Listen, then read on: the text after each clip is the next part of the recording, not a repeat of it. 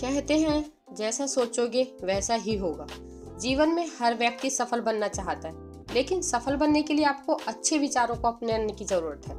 गौतम बुद्ध के उपदेशों से आपके जीवन में सकारात्मक बदलाव आते हैं और इससे आपका जीवन बदल जाता है।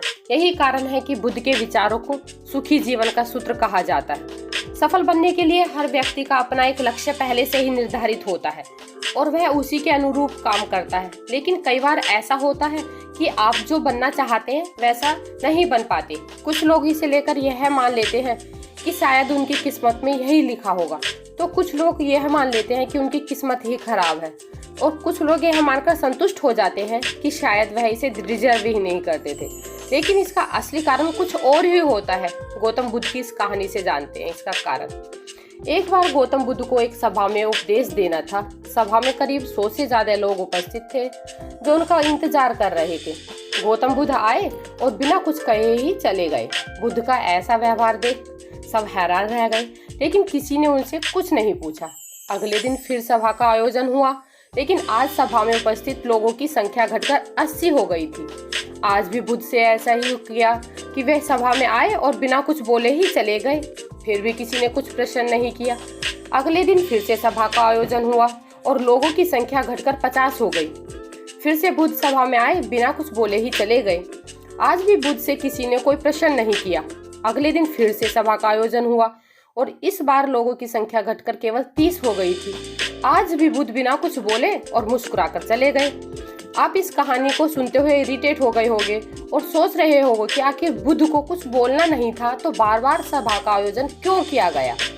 ठीक इसी तरह सभा में मौजूद लोगों को भी गुस्सा आ रहा था, लेकिन इसका जवाब जानने के लिए आपको धैर्य रखना पड़ेगा।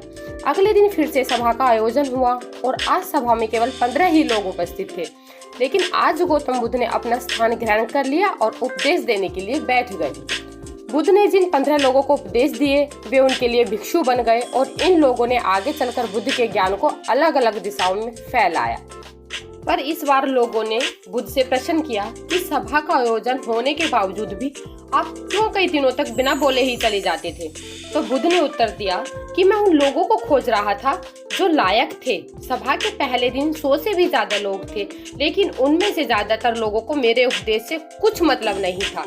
इसके बाद जो लोग अगले दिन आए उन्हें भी मेरे उपदेश से कोई मतलब नहीं था।